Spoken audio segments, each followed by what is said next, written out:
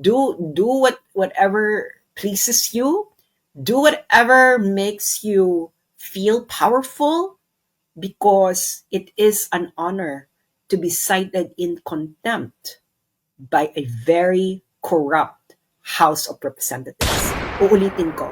It is an honor to be cited in contempt by a very, very corrupt House of Representatives led by a very, very corrupt House Speaker.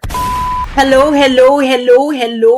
Magandang hapon po sa inyong lahat. Ito po si Sas Rogando Saso at ang inyong freshly cited in contempt ng isang House of Representatives at ang inyong favorite faithfully defiant at tagalista ng noisy na pilit na binabasag ngunit nakalimutan nila na ako'y isang salamin. Pag binasag mo ang salamin, ito'y dumadami at nagiging mas tusok. Kaya paki-share na muna ito at alam ko't marami nag-aabang sa inyo ng aking reaction video sa today's Kangaroo Court na naganap ngayon kanina na isa na namang paglulustay ng pera ng taong bayan. Ito'y paglulustay ng pera ng taong bayan dahil wala naman itong patutuguhan. Ang ginawa nila dyan sa House of Representatives ay ang tinatawag na political persecution or pinaka-eksakto, persecution on the account of an actual or imputed opinion. Okay? Again, it is persecution on the account of an actual or imputed opinion. Kaya paki-share muna ito mga friends. And pag-uusapan ngayon ay ang nangyaring malinaw na persecution on the account of political opinion, imputed or actual. So, mga friends, so sinight na nga nila ako ng in contempt. As usual, that's all what you wanted to do, right? Kahit alam nyo nag-attend ako, kinik out nyo ako dahil for a flimsy excuse na dati sa hearings ninyo, yung Zoom, yung mga nakatira sa ibang bansa, nasa Zoom. Hindi ba? Maraming witness sa inyo, di ba? Tama ako? Sa mga Zoom meeting nila noon, mga nakaraan, ang mga nakatira sa iba nasa labas ng Pilipinas nasa Zoom. Tama, mali. Ito naman, contempt ka na, ma'am. Sa sinabi ko, paulit-ulit. So, kinik out nila ako because suddenly, hindi na siya for resource person. Anyway, highway. As you can see, no, kanina is may mga guests from the Meta dahil syempre, AFAM, hindi nila ma-cite in contempt. Pero if you're gonna look at the actuation, sabi nila, yes or no lang ang sagot, bakit evasive? Do you remember how many people that they cited in contempt? How many Filipinos they cited in contempt for exactly doing what Meta officials did earlier? Pag Pilipino, kayang-kaya nilang brasuhin. Kaya-kaya nilang dikdikin. Pero pag mga puti na, hindi nila kaya. Hindi ba? Hindi nila ma-contempt, di ba? Sabi na nga nila, evasive. Alam naman natin, pag may mga evasive noon, kino-contempt nila na mas madilis pa sa 4:00. So this is really an exercise on abuse of legislative power. This is what it is all about. If you're still not again, magkaiba ang dilat sa mulat. No? Yeah, they cited me in contempt. So what? No? That is just part of their political persecution agenda. And ang masasabi ko lang is go ahead, go ahead with your political persecution. This is what this is all about. Actually, itong hearing na to, no, mas dumami pa yung aking materyales na aking gagamitin sa takdang panahon. Okay? Ano yung takdang panahon na yon? Well, sabihin ko na lang na isa ito sa mga pieces of evidence. Pieces of evidence for something, no? But alam mo naman, iniipon-ipon natin. Siguro meron akong about 2 years worth of evidence for that big thing. Okay? Kung ano yon, hindi ko sabihin, I will not let them prepare for it. Feeling naman nila napakakapangyarihan nila, hindi ba? Pero ito lang sasabihin ko sa inyo. I am under the protection of international law. Not the law of the country where I am, but international law. Sana alam nyo yan. Alam nyo ng DFA. Di ba? So, I am under the protection of international law because I am outside my country. I'm living outside my country and I'm not a citizen of this country. So, I am under the protection of international law. So, yung mga nag-aral dyan ng international law, siguro alam ninyo kung ano ang ibig kong sabihin. So, go ahead. And I think you just made everything clearer. Actually, kahit naman yung pieces of evidence that I have before are already clear.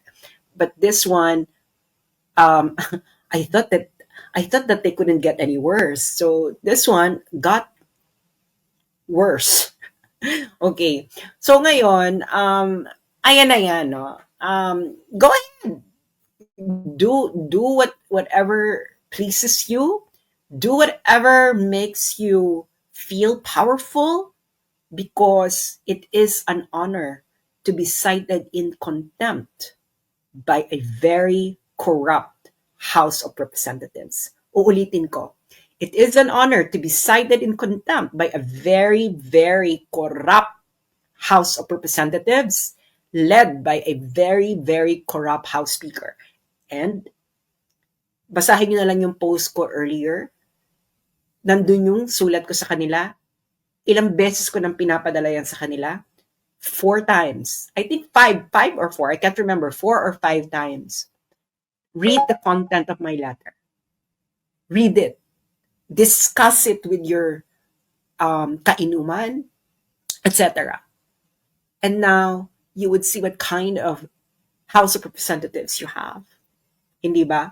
Kita-kita naman kanina eh. Hindi ba?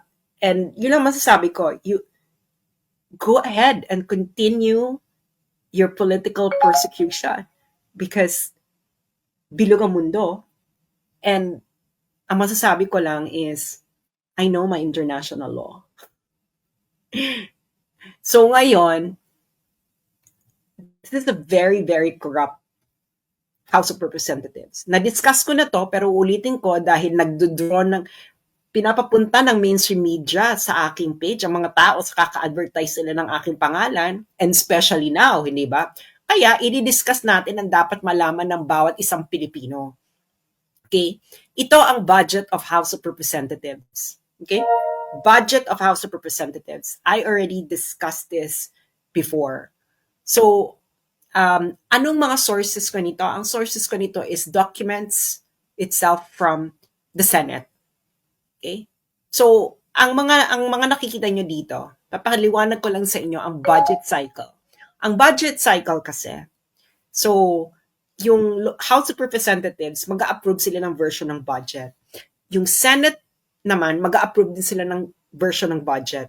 And then, magkikita sila sa bicameral conference committee para i-reconcile yung budget kung magkaiba. Okay? So, sa normal na pagkakataon, ang reconciliation is either you will split the difference, okay? Or you will prepare one version over the other. Naintindihan niyo yan? Ibig sabihin ng splitting the difference, di ba? Pwede niyong gagawin is pwede niyo na lang i-add yung dalawa, tapos kunin mo na lang yung average, and that's it. Or you prefer one version over the other. So what happened to the budget of House of Representatives under the House speakership of Martin Romualdez and this kind of people now pursuing political persecution of bloggers who are actually unveiling corruption in government and they're not doing anything about it. So, in 2023, the budget that the Philippine House of Representatives passed is 15.97 billion. And the budget that the Senate passed is 16 billion. Do you know how much the budget increased during the bicameral? Secret bicameral. It increased to 28 billion. That's a 75 increase than the Senate version. 28 billion.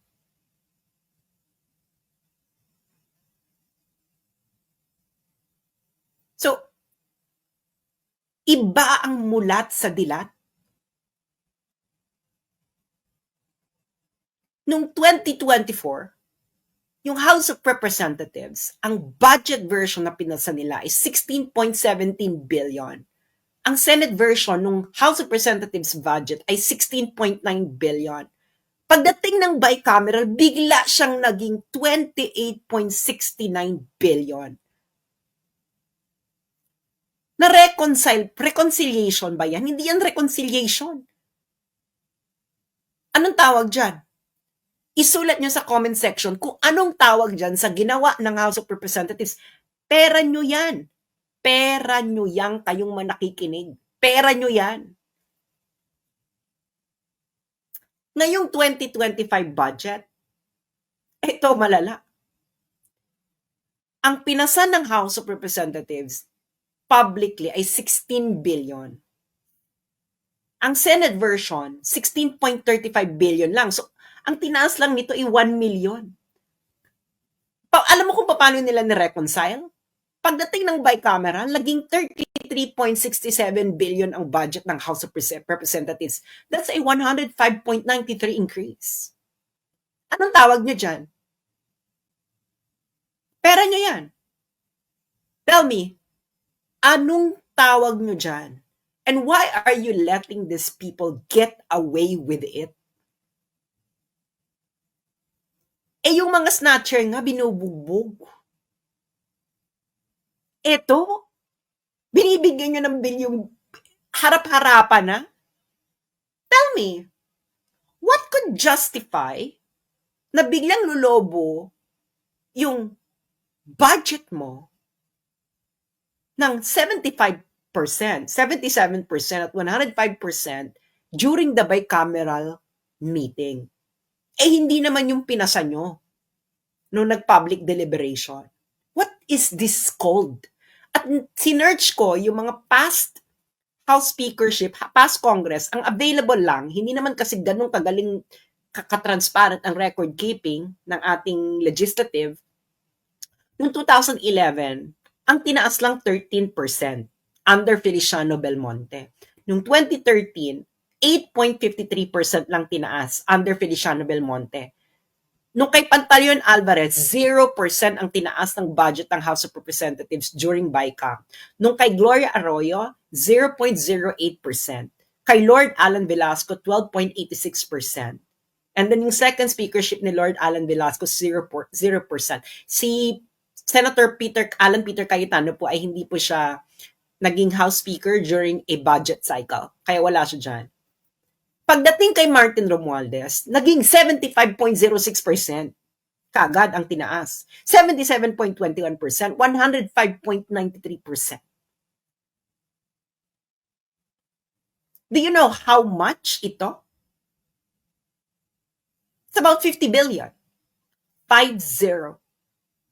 For 3 years, niregaluhan ng House of Representatives ang kanilang mga sarili ng about 50 billion pesos ng pera ng taong bayan, ng pera ninyo. 50 billion during BICA. What exactly bakit bigla kayo niregaluhan nyo ang sarili nyo ng 50 billion during BICA for the past 3 years? Why? Is this not corruption? This is corruption. Present this to foreigners. Kaibigan ninyong foreigners. Tell them, explain this to them. And then do a survey, foreigners. If they think that this is not corruption, that Martin Romualdez House of Representatives wasn't doing, if this is not massive, not just massive, but grave Karumal-dumal na kagutuman. And take note ha, sa budget lang nila to. Hindi pa dito kasama yung AKAP, TUPAD, AIX. Hindi pa dito kasama yung sa mga DPWH contract. Tinanggal nila yung isa kong page, yung for the motherland. Kasi bago nila tanggalin yun, I was exposing already DPWH contracts awarded to the companies owned by the families and relatives of the sitting congressman. Yung isa naka 1 billion. That's just a DPWH contract for just 1 year. Binura nila. Pinabangladesh yung page ko, yung for the motherland. Nandun yun eh. Nandun lahat. So, tell me, that's why it's an honor to be cited in contempt by a corrupt institution, because it only proves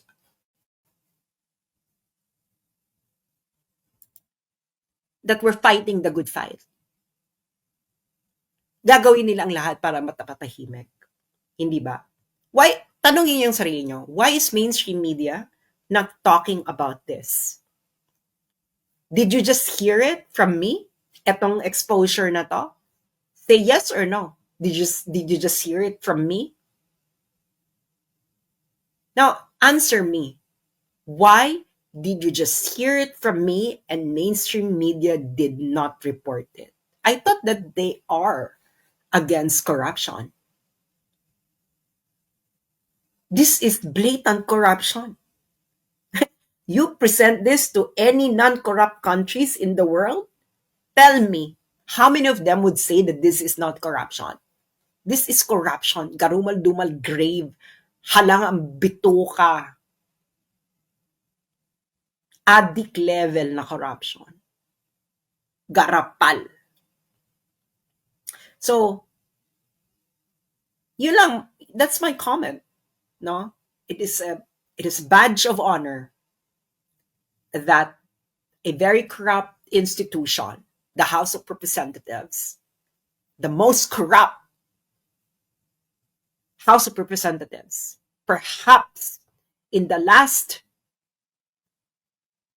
10 years that we ever witnessed, it is a badge of honor that you cited me in contempt, because it only means that you cannot handle bloggers, netizens who are actually practicing what every citizen should be doing, and that is scrutinizing everything that you're doing kahit mura-murahin pa kayo.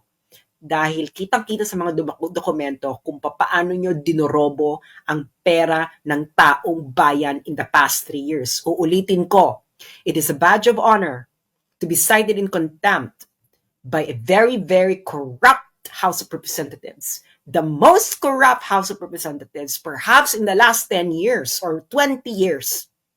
Because kitang-kita sa mga dokumento kung paano niyo dinorobo, ginawang paraan para mangangkam ng pera ng taong bayan during bicameral. Bilyon. That's why, kung maninitili lang kayong dilat at hindi kayo mamulat, you will just wake up one day na ang country ninyo, ang ginagawa na, kinukuha na ng harap-harapan sa inyo ng mga congressman ay trilyon. Pag hindi pa rin kayo nagising. Iba ang dilat sa mulat. Pag dilat ka lang, wala na kayong yung ipapamana ninyong bansa sa susunod na henerasyon. It's not going to be a nice Philippines. Do you really think? Itong harap-harapan, what would the future generation tell you? Ikaw, nakikinig sa akin, what would your apo say? Nakita nilang ganitong document. Tatanungin ka nila, Lolo, bakit hindi ka umalma? Na ang House of Representatives, nireregaluhan nila ang kanilang mga sarili ng ilang bilyon during BICAM na hindi publicly deliberated. Ibang-iba ito sa pinasa nilang budget sa harapan ng publiko during the budget hearing. Bakit hindi ka nagsalita? Bakit mo hinayaan? na ito ay duruboy nila ang pera ng taong bayan. Bakit ayaw mong gumising? Dahil naghihintay ka ba na yung bansa mo talaga ituluyan ng mawarak dahil sa korupsyon ng mga to? Tapos sila pa yung papalakpakan mo? Isira ulo ka pala, pumunta ka na lang ng Muntinlupa, palabasin mo na lang lahat ng kriminal dyan, pare-pareho lang din naman yan. So tell me, yung nakita nyo, is that not corruption? That is blatant corruption to the highest level. At budget lang nila yan, tinataasan nila. Budget pa lang nila yan. Nang ganun-ganun na lang.